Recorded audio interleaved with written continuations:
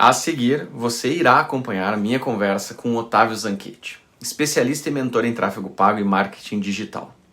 Morando há mais de 5 anos em Portugal e empreendendo há 4 anos como sócio da agência Valim, o Otávio une a sua paixão por viagens à habilidade de transformar desafios em oportunidades. Nesse episódio, nós exploramos a sua trajetória fascinante, desde os primeiros passos no exterior, enfrentando a pandemia e as dificuldades de vender porta a porta, até encontrar o sucesso no mundo digital.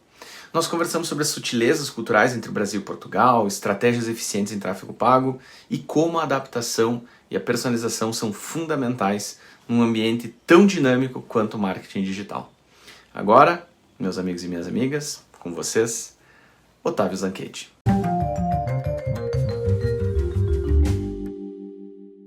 Otávio, a gente já conversou bastante sobre tráfego pago, enfim. Como é que tu tá observando esse mercado, né? Tu que é especialista, mentor, enfim. É uma área que é um pouco difícil de trabalhar porque tem muita coisa mudando o tempo todo. Como é que tu auxilia teus clientes aí com todas essas mudanças? Assim, as mudanças elas sempre acontecem não só no tráfego pago, né, mas no marketing digital como um todo. Até o que a gente tem visto muito é crescer essa coisa das IAs, né, das inteligências artificiais. Então eu vejo que assim, o tráfego, algumas coisas ele muda, no sentido de, assim, às vezes uma ferramenta a mais, uma nova técnica, mas quando a gente realmente entende do conceito por trás, né, que é basicamente o quê? Capturar a atenção da pessoa, até isso a gente consegue ter um resultado melhor, né? E hoje o que eu faço é basicamente o quê? É montar a estratégia desde o início. Por exemplo, cada negócio que a gente vai atender, a gente faz primeiro uma análise do negócio, assim, quais são os pontos fortes, né, pontos fracos, pontos de melhoria, e aí a gente faz uma estratégia do tráfego voltada para o resultado que a pessoa precisa. Então, uma coisa assim totalmente personalizada, né? Diferente do que a gente costuma ver nesse ramo do marketing digital, do tráfego mesmo, que muitas vezes são estratégias meio genéricas ou aquela receitinha de bolo, sabe? Olha, só fazer isso para ter tal resultado.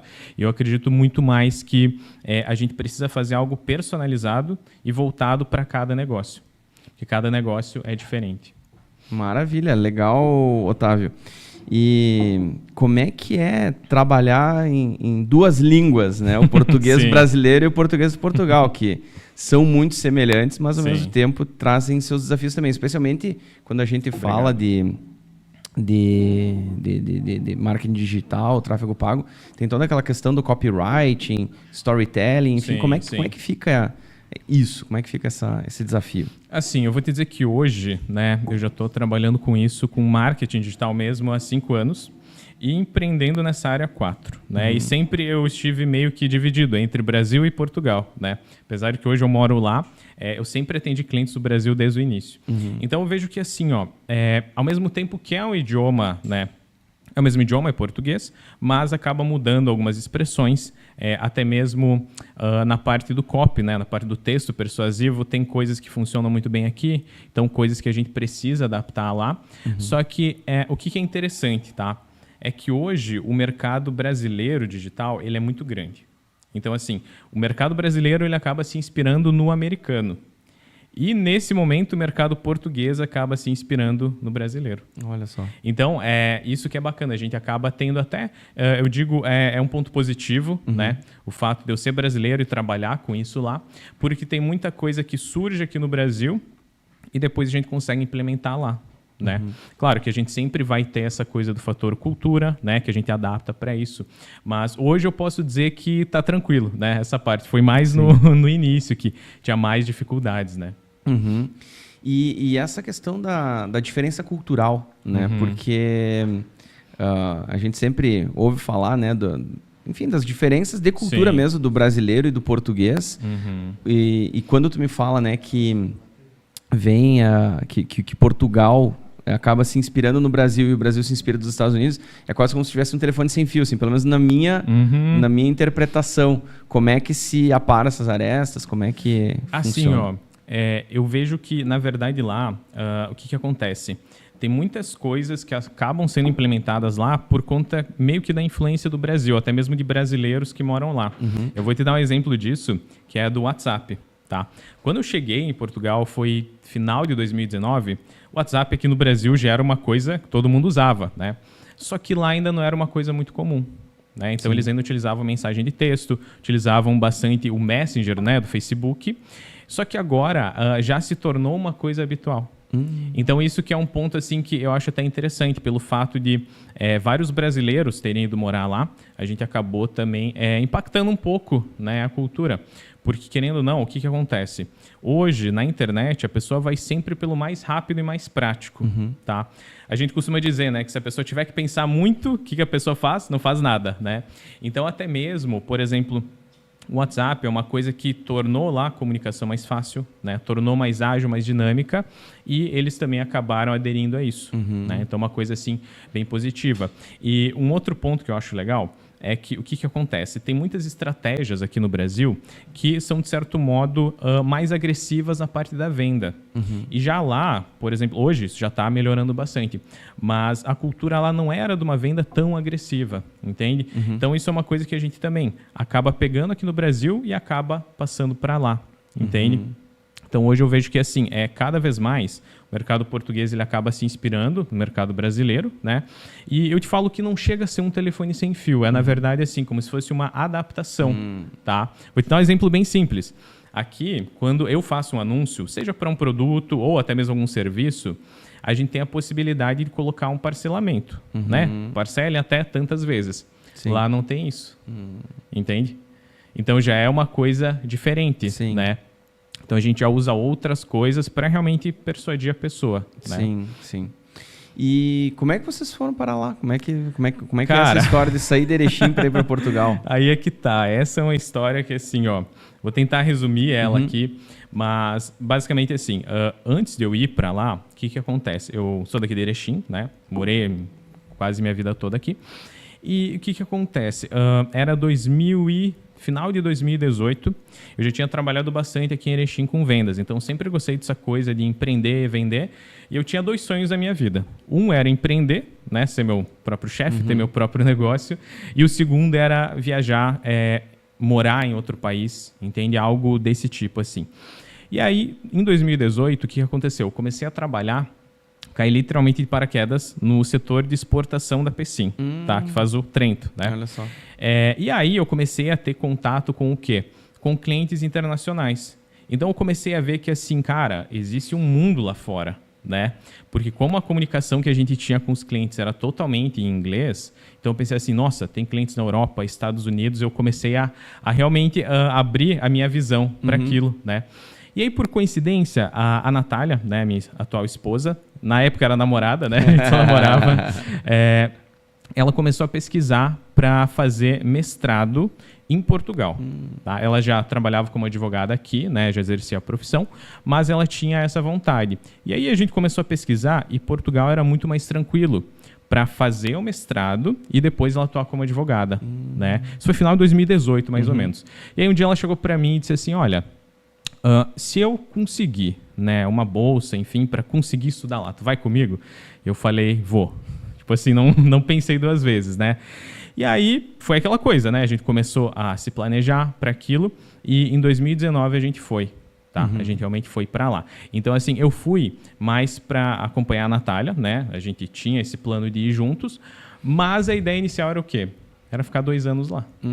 Tá? Então, tipo assim, a gente fica 2 anos, conhece, aproveita, né? E volta. Só que aí que tá. Como a gente chegou no final de 2019, o que aconteceu? Início de 2020, Covid. Tá? Então, teve essa situação. Sim. Então, assim, aquilo tudo que a gente planejou, que a gente idealizou, passado ali uns 3, 4 meses, começou o Covid. Uma série de outros acontecimentos lá começaram assim a meio que dar errado, né, dessa nossa aventura. E, cara, nos primeiros meses a gente pensou em voltar. A situação estava bem complicada. Só que nesse momento em que eu pensei assim, cara, será que a gente fica? Será que a gente vai embora? O que aconteceu? Eu estava trabalhando lá já com vendas, né? Como já trabalhava com vendas aqui, consegui lá uma vaga de vendedor porta a porta.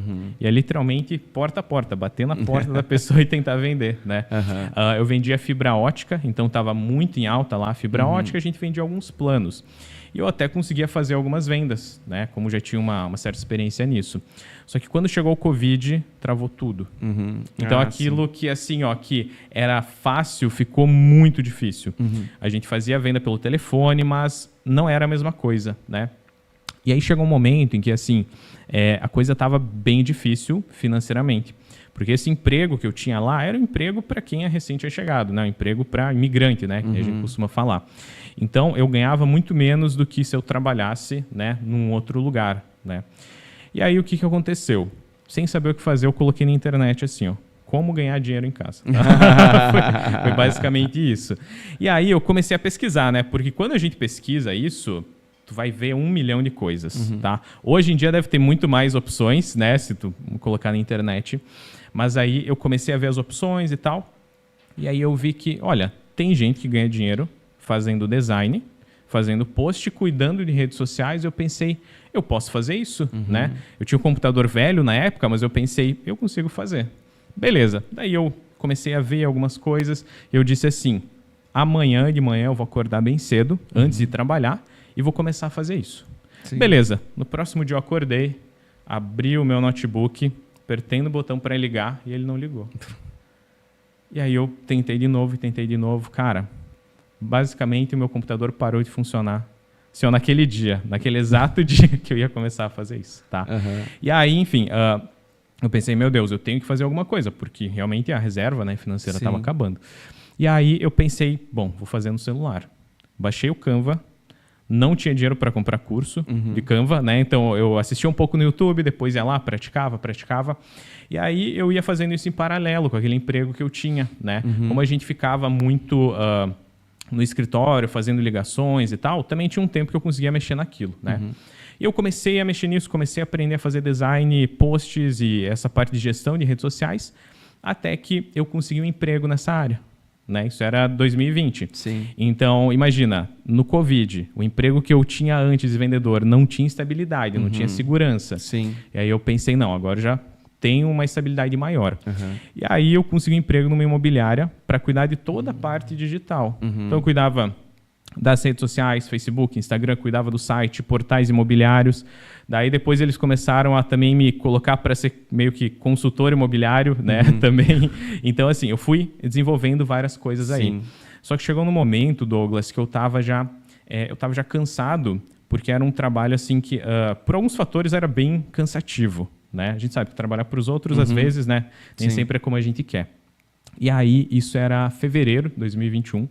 E eu já estava bem cansado, e aí eu falei para a Natália assim, eu disse, olha, eu estou pensando em realmente apostar tudo e começar a empreender. Porque eu pensei assim, bom, na época, né, eu ganhava 600 euros, que era o salário mínimo, né, lá. Eu pensei assim, bom, se eu pegar 3, 4, 5 clientes que seja, né, fiz as contas lá, eu consigo, né, o mesmo valor. Eu pensei, é isso. Daí eu avisei o pessoal que eu ia sair, fiquei um mês lá, e início de março, tá? Eu realmente decidi assim, não, vou empreender. Então foi aí que tudo começou, né? Só que o ponto eu não comecei fazendo tráfego pago. Eu comecei gerindo as redes sociais, fazendo design, né? Fazendo essa parte do conteúdo. Só que aí quando eu realmente estava já trabalhando por conta, eu vi que tinha essa necessidade, né? Eu fazia um post, fazia um design legal, só que a pessoa falava, olha, não está chegando em ninguém, né? Por que não chega e tal? E aí eu comecei a estudar tráfego pago em 2021. E aí comecei a fazer realmente como se fosse um combo, né? Eu fazia os posts da pessoa, fazia o tráfego. Tinha clientes que não sabiam fazer atendimento, eu também já encaixava um atendimento, né, ou a parte da venda. E eu comecei dessa forma, né, assim, muito... Foi aquela coisa, eu decidi, num dia no outro já estava, sabe, apostando tudo nisso. Então foi assim que eu comecei, né, se fosse realmente resumir a história aí. De uma maneira bem generalista, né, e te ouvindo eu fiquei lembrando daquela frase icônica, né, do Steve Jobs, que ele diz que a gente não consegue conectar os pontos olhando para frente, a gente só consegue conectar olhando para trás, porque tu chegou em Portugal assim meio que, né, de acompanhante. Sim. Mas aí, enfim, conseguiu o emprego ali, né, e o emprego em vendas. Vem a pandemia e lógico, olhando para trás, parece que seria um movimento lógico ou óbvio, né, ir das vendas presenciais porta a porta para aprender a vender online. Mas a jornada foi mais paulatina, por assim dizer, né? Tu foi aos poucos tateando e descobrindo aonde que tu te sentia mais à vontade, né? E aí, no caso, tu tava falando que tu começou, né? Então, fazendo os posts e foi vendendo os pacotes. Por que focar agora em tráfego pago? Aí é que tá. O que aconteceu? No início eu era bem generalista, né? Eu fazia realmente um pouco de tudo. Tinha pessoa que até vinha e falava, Otávio, tu faz logo? Faço logo, né? Olha, não sei nem o nome da minha empresa. Não, te ajudo né? Te ajudo a escolher. Só que o que aconteceu? Eu comecei a ver que assim, o que mais gerava resultado para o meu cliente no final era realmente o tráfego, tá? Então aí o que aconteceu? Eu via que as horas que eu levava para, por exemplo, cuidar de um cliente de tráfego era muito menor do que se eu também fizesse vários posts, né? Que eu realmente cuidasse da criação de conteúdo. Sim. E aí o que eu comecei a fazer? Nesse período, tinha alguns clientes que eu consegui, que eles já tinham alguém que fazia ou social media, ou já fazia o design. Então, ao invés de eu fazer, eu só orientava a pessoa do outro lado a como fazer. Então, eu já comecei a ganhar mais tempo nisso, né? Entendi. E aí, em 2022, a Natália, naquela época, ela trabalhava também, né? Num emprego. E aí, ela viu que a coisa começou a melhorar, começou a crescer. E aí, eu realmente ensinei a ela como, né, fazer os posts e como cuidar dessa parte do conteúdo. Então, aí a gente realmente teve, né, essa divisão. Por isso que, assim, desde, eu acho que foi metade de 2022, mais ou menos, eu já não faço mais a parte da criação de conteúdo, tá? Eu foquei realmente no tráfego. Porque o que acontece? Para a gente conseguir fazer isso, tráfego, a gente tem que ter um pouco desse lado mais criativo, mas também tem que ter um bom lado analítico. Entende? Porque como envolve muito número, muita métrica, muita análise, tem que ter uma mistura dos dois, né? E realmente eu comecei a fazer só isso e o resultado que os clientes começaram a ter foi muito bom. Então, cada vez eu investi mais nisso, né? Então, hoje, é por isso que eu foquei 100% nisso, né? E daí já a Natália ficou com a parte do conteúdo, com a parte de vídeos, né? Claro que hoje, né, a gente faz gravação presencial de vídeos, eu também auxilio ela, né, a fazer isso, mas tudo que a gente faz é voltado para o quê?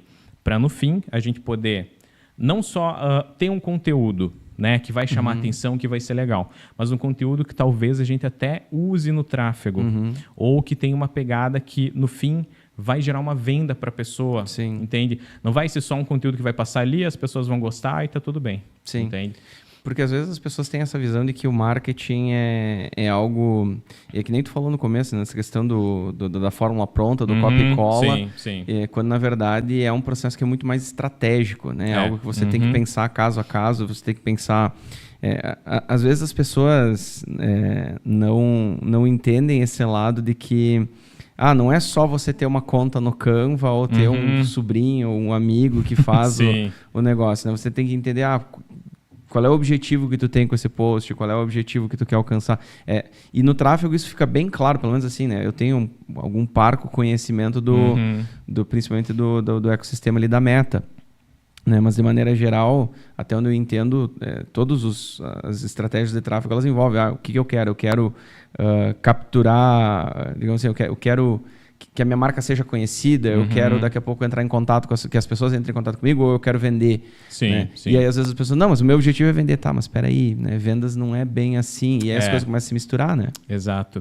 E eu te falo que assim, a visão que eu tenho hoje é que tráfego pago, até mesmo vídeos, criação de conteúdo, são ferramentas. Tá? No fim, tudo são ferramentas que levam a gente a ter mais chance de vender, aumentar o faturamento e escalar o negócio. Porque assim, Douglas, eu tenho um cliente que ele trabalha com mudanças lá em Portugal, tá? Ele atende o país inteiro, atende a União Europeia inteira. Então, a pessoa quer se mudar de casa, entra em contato com ele. Ele não tem perfil no Instagram.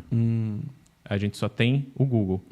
Ou seja, a pessoa pesquisa, quero mudar de casa, né? Transportes e tal. Ele aparece. Ele tem um resultado muito grande com isso. Investindo só no Google, entende? É por isso que eu falo assim, cada negócio seja um negócio pequeno, uma pessoa que trabalha por conta, né, como autônomo, precisa ver o que faz sentido para a pessoa. Porque realmente, na internet o que mais tem? É fórmula mágica, é receita de bolo, faz isso, faz aquilo, investe só isso que vai ter um retorno X. Só que na prática, sabe, como eu já estou há muitos anos nessa área, eu vejo que não é assim. São vários fatores. E o exemplo que tu deu ali do sobrinho, né, que faz o Canva, eu vou te dar um exemplo que acontecia muito uma vez, que era o quê? A gente fazia um trabalho muito bacana de marketing, ou seja, a pessoa tinha bons conteúdos, tinha um bom anúncio, o produto da pessoa era bom, mas às vezes o atendimento pecava. Tá? Ou seja, era aquela coisa assim, até ali, até chegar no atendimento era maravilhoso. Quando chegava no atendimento, ou a pessoa que estava na outra ponta não sabia escrever corretamente, ou demorava muito, ou não conseguia criar aquela empatia com a pessoa do outro lado, sabe? Era uma coisa muito robotizada, muito engessada. Então a gente via que isso também era um gap, né, que tinha ali. Então o que a gente começou a fazer? Quando a gente começa com o cliente, a gente faz essa análise para ver se realmente o atendimento não está pecando, ou se o vendedor que está lá, ao invés de ser um vendedor, ele é um tirador de pedido. No sentido de ele só espera a pessoa vir comprar, né? Ele não tenta persuadir, não tenta convencer. Então a gente faz essa análise e se a gente vê que a pessoa também tem algum gap nisso, a gente também ajuda a pessoa a melhorar, né? Então com isso a gente tem clientes hoje que estão há bastante tempo com a gente, porque a gente cuida também disso, né? No sentido de, o atendimento não está bom, então a gente vai ajudar a treinar a pessoa que está lá, né? Não, o problema é realmente no anúncio, então a gente melhora o anúncio. Mas é sempre uma solução personalizada para cada caso. Sim, tem que observar todos os pontos de contato com o cliente, né? Desde como é que a arte impacta, como é que o texto, né, conecta, e aí, que nem tu disse, né, a pessoa entra em contato e aí foi bem atendido, não foi bem atendida, né? Eu estava te ouvindo aqui e eu vou te fazer uma pergunta que provavelmente a nossa audiência aqui tá se perguntando agora. A história de que o celular escuta o que a gente está falando, isso é real, é fake? Como é que funciona? Olha, eu vou ser bem sincero. Eu não sei se é real ou se é fake. Mas eu já vi algumas coincidências aí, tá? É que assim, o que acontece? Cada vez mais, a gente fica mais tempo nas redes sociais. Eu não uso muito Facebook, não uso muito Instagram. Ok, mas a pessoa utiliza a busca do Google. Tá? Ela entra em sites e nesses sites é possível colocar um anúncio, né? Mas esse anúncio vai aparecer de forma aleatória? Não, vai ser a partir do comportamento e do interesse da pessoa. Então assim, muitas vezes o algoritmo, tanto da Meta quanto do Google, ele sabe tanto sobre a gente, porque a gente já passou tanto tempo ali, que às vezes a gente só pensa em alguma coisa, a gente não precisa nem escrever, só às vezes pensar e começa a aparecer aquilo ali, tá? Já aconteceu comigo.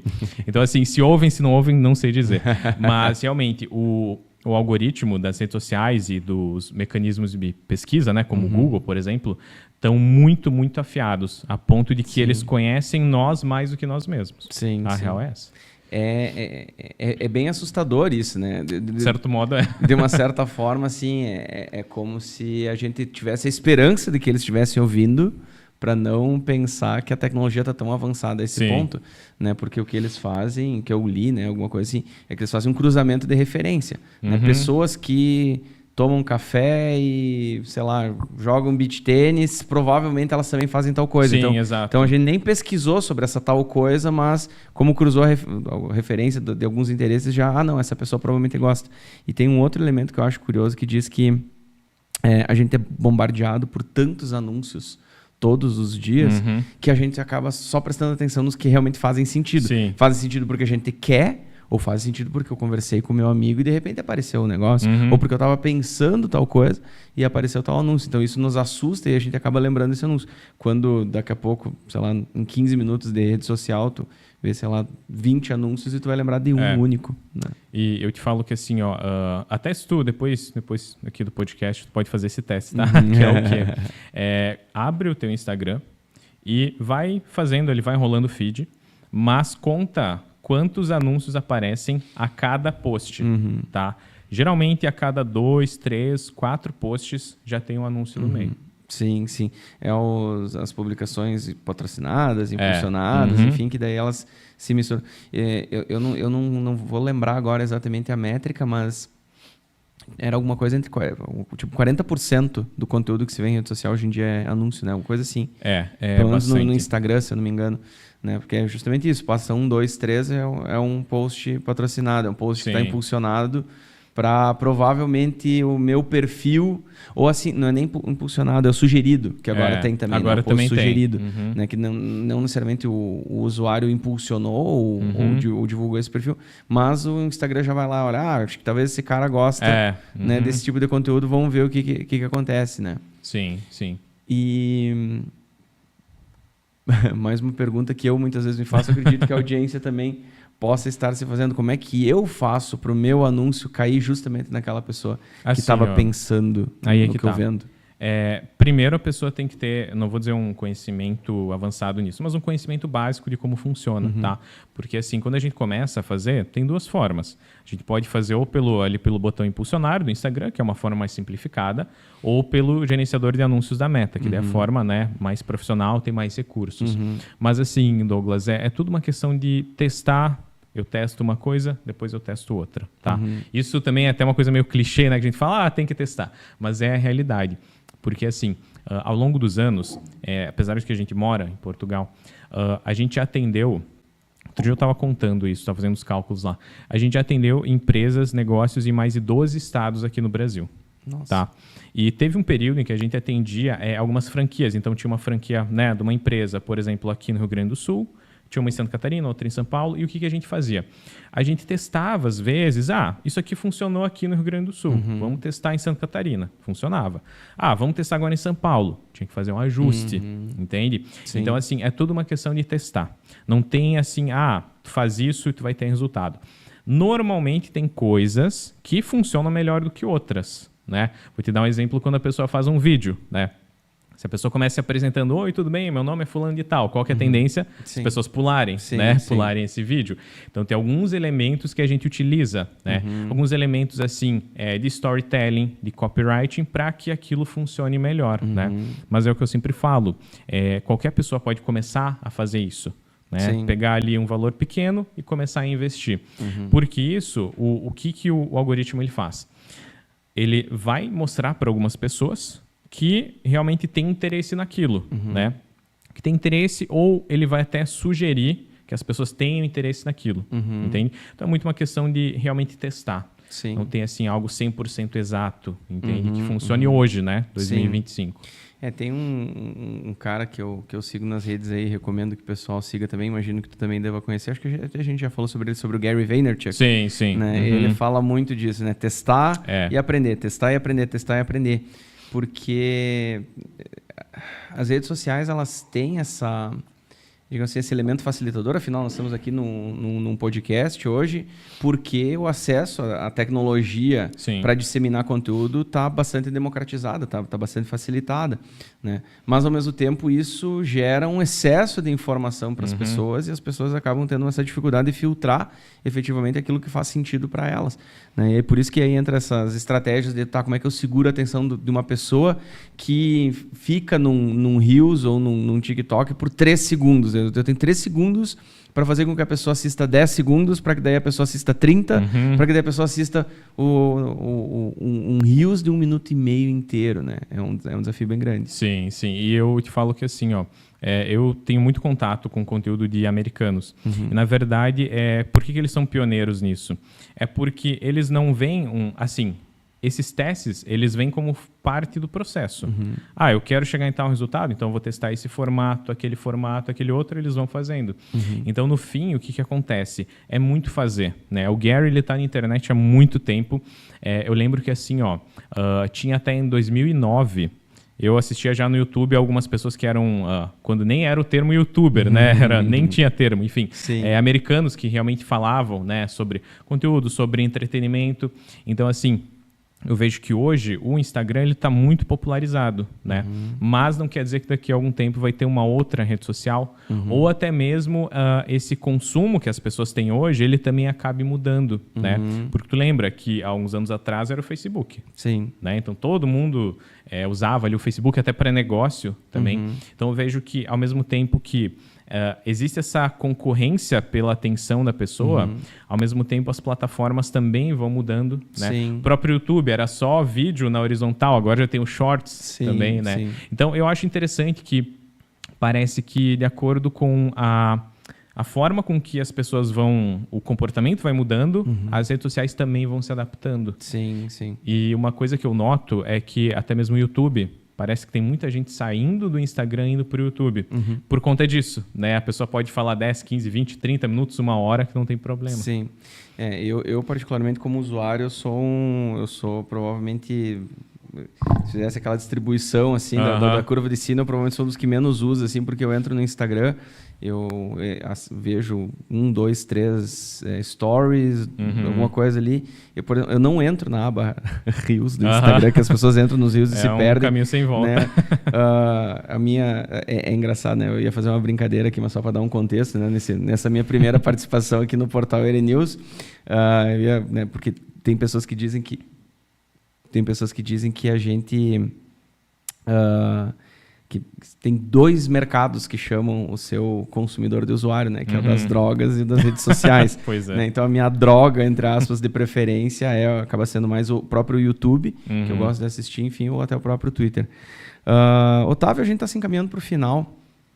Eu queria finalizar com uma pergunta que eu faço para todos os meus convidados, que é o seguinte: qual foi o melhor conselho que tu já recebeu?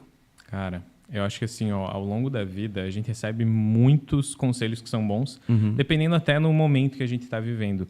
Mas, pensando nisso, teve um conselho que eu recebi, foi em 2019. Deixa eu dar um pouco de contexto aqui também. Claro. O que acontece? Eu já tinha dito, né, para a Natália que eu ia com ela para Portugal. Na minha cabeça, eu vou fazer isso. Mas a gente fica com medo, a gente fica com receio, né? A gente pensa, será que vai dar certo? Será que eu não vou ir, vou ter que voltar? Enfim. Então é normal sentir esse medo, né? E aí o que aconteceu? Em 2019, a gente foi para Gramado, né? A gente passou uns dias lá e a gente foi num castelo, lá, que é o Castelo St. George, o nome.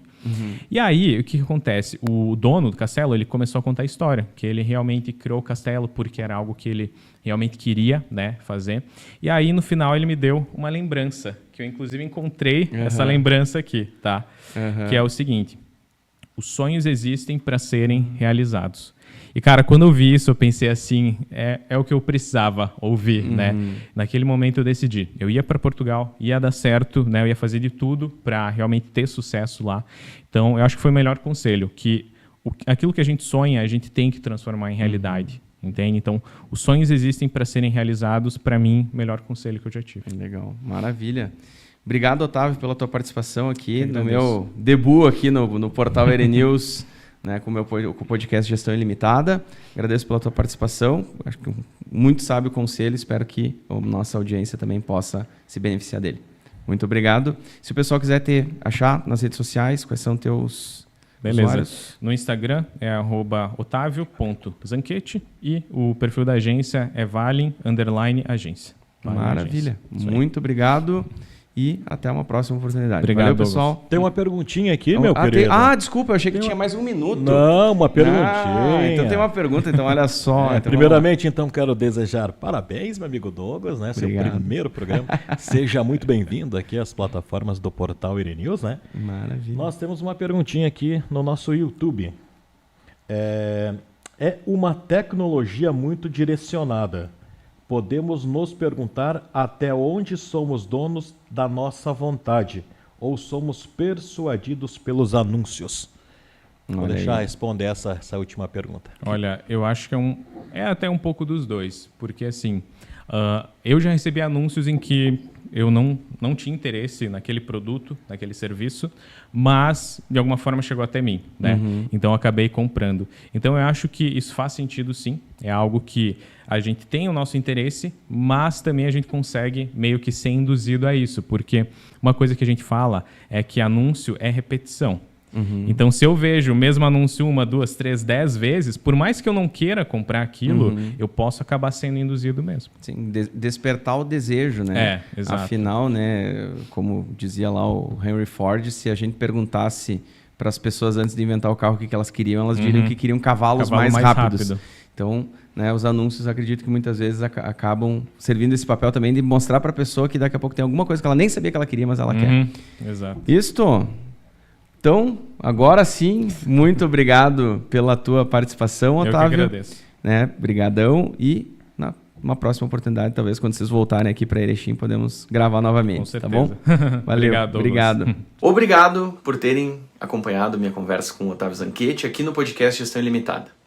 Eu espero que vocês tenham aproveitado os insights sobre empreendedorismo, adaptação e inovação digital. Para concluir, eu compartilho uma reflexão do Steve Jobs que foi mencionada durante o nosso papo. Você não consegue conectar os pontos olhando para frente. Você só pode conectá-los olhando para trás. Então você precisa confiar que os pontos, de alguma forma, se conectarão no futuro. Um abraço e até o próximo episódio.